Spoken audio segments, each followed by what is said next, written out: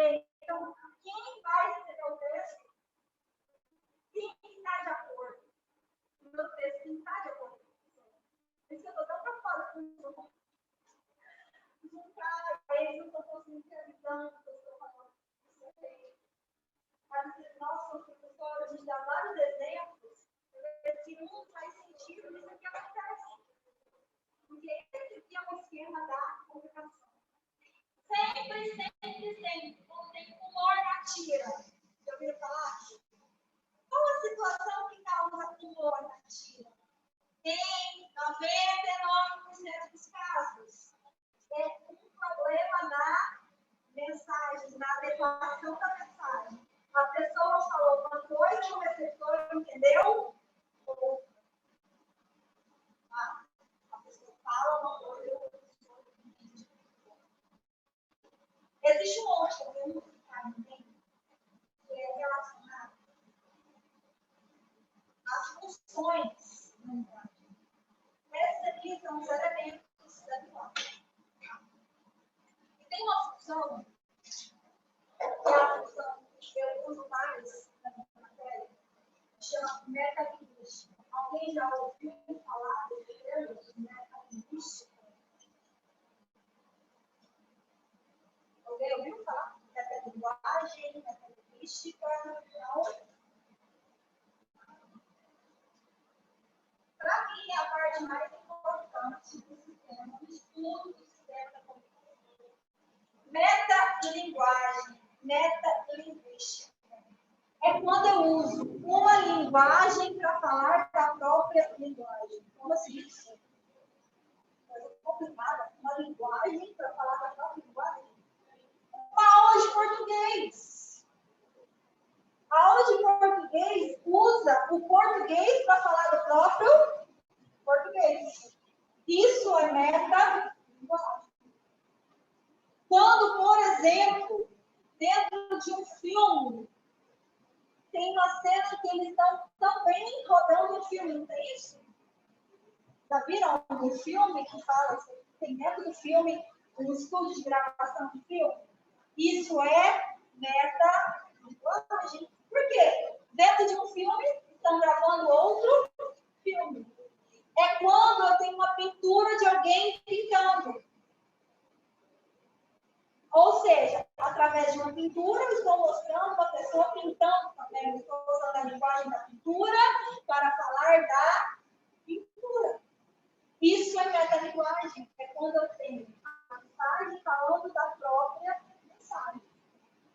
Aqui, em redação, gramática, interpretação de texto, literatura, a metalinguagem se faz presente constantemente. Por quê? Eu estou usando o código da língua portuguesa para falar do próprio código da língua portuguesa. Então, o que é que eu quero que vocês pensem nesse conteúdo? Vocês vão ver esse conteúdo em outras matérias também, igual eu falei, em outros estudos. Mas o que é que eu quero que para a minha aula de redação? Todas as vezes que vocês forem produzir uma mensagem, vocês são emissores. Vocês devem se preocupar com o seu receptor. Quem vai receber esse texto. E adequá-lo a esse receptor. Esse primeiro gênero textual que nós vamos trabalhar, ele depende demais disso. De você adequar o texto. Quando eu falo adequar o texto, não significa fazer uso errado da língua portuguesa. Eu posso usar o português correto, só que eu usar argumentos direcionados a um determinado público. Eu não falo diferente. A mulher não fala diferente do homem. O jovem, o adulto. O que eu preciso é me preocupar com aquele nicho. Existe algo específico que eu posso trabalhar? Eu adequo o meu texto àquele grupo. O Enem. Quem é o grupo que você vai escrever? Um professor formado em letras. Aí que tem que tomar cuidado com a forma como você escreve.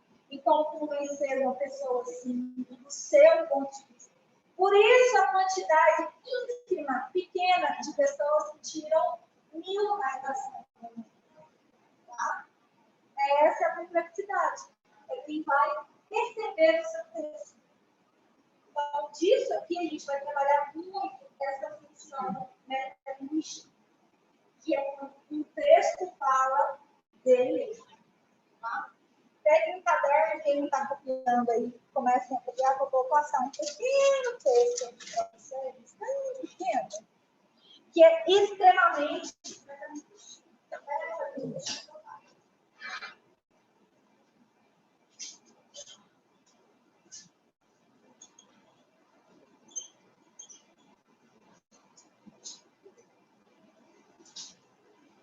O título desse texto é poesia.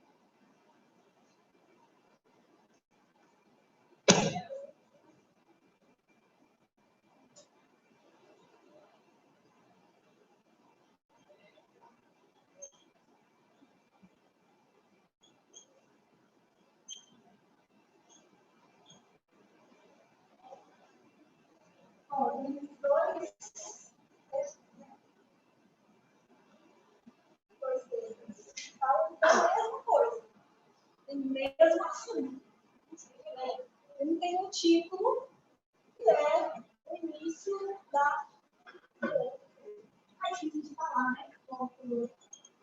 Carlos Drummond de Andrade. Não sei se você ouviu falar, Carlos Drummond de Andrade é o maior poeta dele.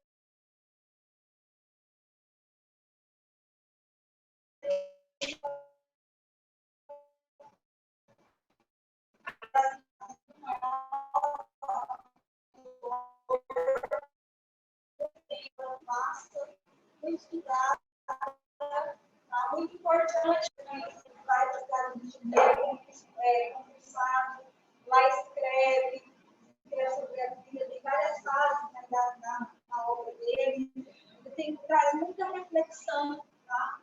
Então tem textos muito bonitos. Esse primeiro texto que eu trouxe para vocês é um texto que, para a língua portuguesa, é muito importante, que direto cai, titular, público, Enem, etc.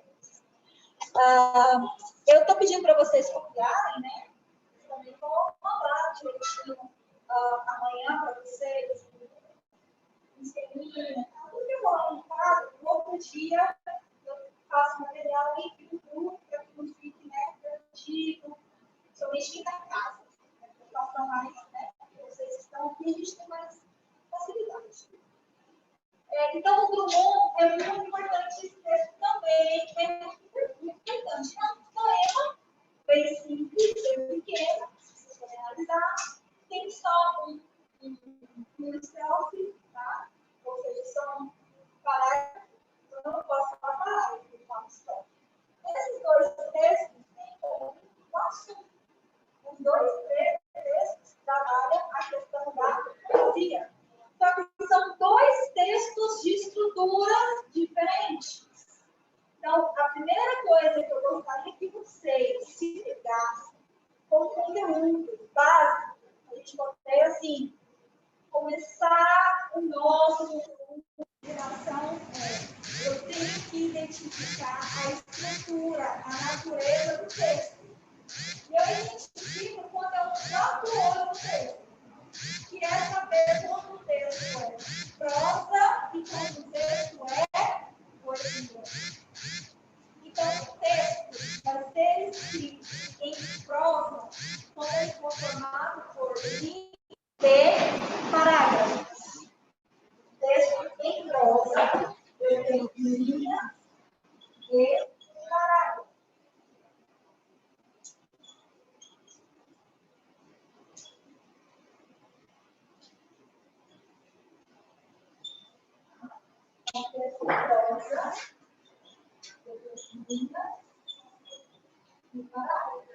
Essa aqui, vocês já sabem disso, a maioria. Revisão, o que é? O texto em poesia, que a gente vai, né? Nomeá-lo como um poema, é escrito com versos e estrofes. Então, os versos são as linhas desse texto. Professora, nossa, poema, a gente quase não lê poema na vida. Infelizmente, só não lê poema na sala de aula, na hora da prova, tá? Mas, todas as músicas são poemas. Todas as músicas são poemas. Se você for olhar a estrutura, são versos e estrofes. Qualquer uma. Qualquer música pode ser declamada. Qualquer música.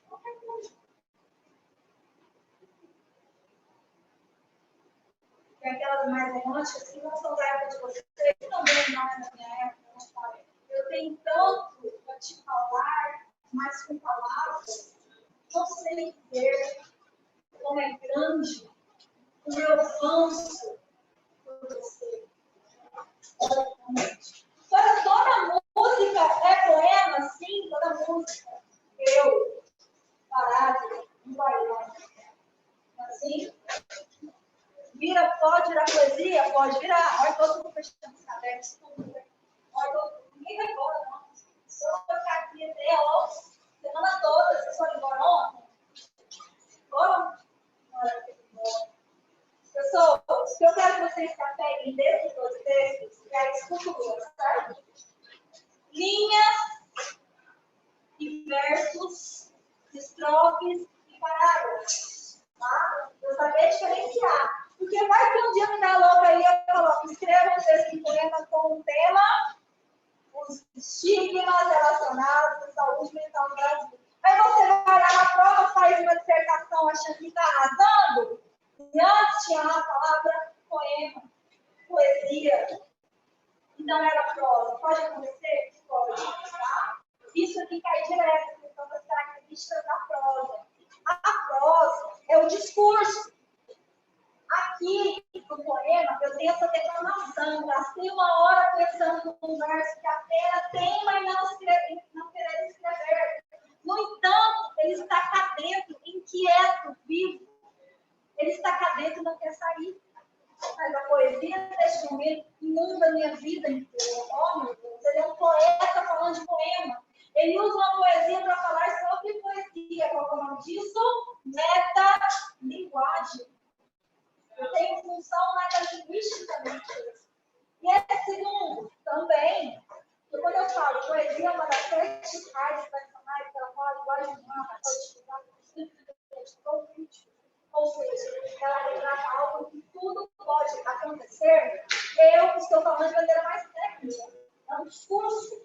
A diferença da poesia, né? A diferença do poema para a prosa é o ritmo. Eu tenho que ler o poema respeitando a ordem das palavras, respeitando como ele aparece, como ele é dividido. Próxima semana a gente continua. Pessoal de casa, eu mando aí lá no grupo, tá? Vamos adicionar lá e eu vou mandar para vocês. Boa semana.